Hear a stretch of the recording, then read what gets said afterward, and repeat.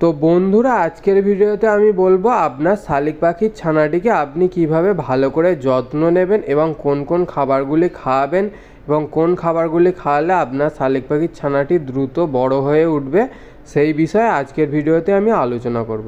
তো বন্ধুরা, প্রথমেই বলে রাখি, আপনার শালিক পাখির বাচ্চাটার বয়স যদি খুবই অল্প হয়ে থাকে, 10 থেকে 12 দিন বা তার কম বয়সী, তাহলে আপনি আপনার শালিক পাখির বাচ্চাটিকে গরমের মধ্যে রাখতে হবে।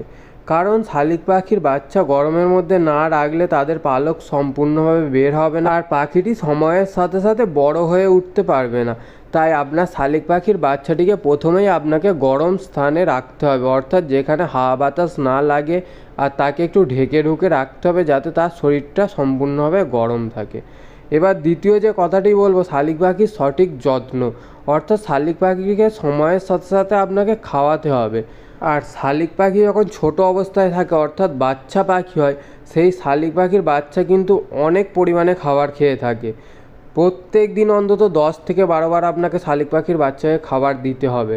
আর শালিক পাখির বাচ্চাকে চাল, গম, ভাত এই সমস্ত খাবার দেওয়া চলবে না, কারণ এই খাবারগুলো পেটের মধ্যে পচতে একটু দেরি হয়। তাই শালিক পাখির বিভিন্ন ধরনের সমস্যা হতে পারে এবং পায়খানা সমস্যা হতে পারে, চুন পায়খানা করার সমস্যা হয়ে থাকতে পারে।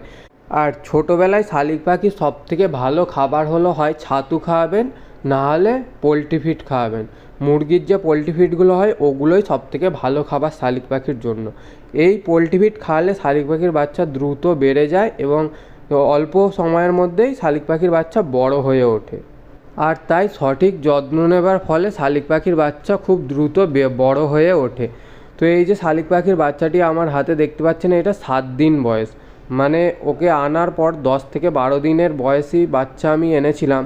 তারপরে এটা 7 দিন পরে এই অবস্থায় বড় হয়ে গেছে। আর শালিক পাখির বাচ্চাটা আপনি হয়তো দেখতে পাচ্ছেন যে হাতের মধ্যে বসাও অল্প অল্প শিখে গেছে। আর আমি আমার শালিক পাখির বাচ্চাকে সাধারণত পোলট্রি ফিড খাইয়ে থাকি। পোলট্রি ফিড ছাড়া আমি অন্য কিছু খাওয়াই না, কারণ পোলট্রি ফিড খাওয়ালে শালিক পাখির শরীর সুস্থ থাকে এবং পায়খানার সমস্যাটা হয় না, আর শালিক পাখি খুব ভালোভাবে বড় হয়ে উঠতে পারে। তাই আমি পোলট্রি ফিডই খাইয়ে থাকি। আপনারাও চেষ্টা করবেন, শালিক পাখির বাচ্চা আপনাদের যদি কারো বাড়িতে থাকে তাহলে আপনারা পোলট্রি ফিডটাই মেখে খাওয়াবেন। তবে শুকনো নয়, অল্প অল্প করে মেখে খাওয়াতে হবে পোলট্রি ফিডটা, অল্প অল্প করে। তার সাথে জলও খাওয়াতে পারেন 2-4 ফোঁটা করে। তবে একদম ছোট পাখির বাচ্চাকে জল খাওয়ানোর কোনো দরকার নেই। পোলট্রি ফিডটা অল্প অল্প করে মেখে পাতলা পাতলা করে খাওয়াবেন। পাখি যখন অল্প অল্প বড় হয়ে উঠবে তখন আপনি পাখিকে জল খাওয়াবেন অল্প অল্প করে। আর আপনার পাখিকে যত উল্টোপাল্টা ধরনের খাবার খাওয়াবেন, যেরকম বিস্কিট, তারপরে ভাত, তারপরে আপনার চাল, গম, এগুলো যদি খাইয়ে থাকেন তাহলে আপনার পাখি দ্রুত বড় হবে না আর পেটের সমস্যা হবে। আর আপনার শালিক পাখিকে দ্রুত বড় করার জন্য আর একটা জিনিস পাওয়া যায়, সেটা হলো ঘাস ফড়িং। আপনারা যারা ঘাস ফড়িং সংগ্রহ করতে পারবেন তাহলে প্রত্যেক দিন বা 1-2 দিন ছাড়া আপনার পাখিকে ঘাস ফড়িং অবশ্যই খাওয়াবে, কারণ এই ঘাস ফড়িং শালিক পাখি খুবই খায়। আর ঘাস ফড়িং খুব পুষ্টিকর খাদ্য, তাই শালিক পাখির শরীরে অনেক উপকার হবে এবং আপনার শালিক পাখির বাচ্চাটি দ্রুত বড় হয়ে যাবে। আর দেখুন, আমার হাতে শালিক পাখিটির বয়স 1 মাসও হয়নি, 20 থেকে 25 দিন হয়েছে। 20 থেকে 25 দিন বয়সে শালিক পাখিটি এত বড় হয়ে গেছে। তবে শালিক পাখিটি এখনও খেতে শেখেনি, ওকে আমি হাতে করে খাওয়ালে তবেই শালিক পাখিটি খেতে পারে। কিন্তু ওর সম্পূর্ণভাবে ডানা বেরিয়ে গেছে শালিক পাখিটি, আপনারা হয়তো দেখতেই পাচ্ছেন ভিডিওতে যে উড়ে উড়ে এদিক থেকে ওদিক চলে যাচ্ছে। কিন্তু ও আমাকে ছেড়ে যায় না, কারণ ছোট থেকে আমি ওকে নিজের হাতে খাইয়ে বড় করে তুলেছি।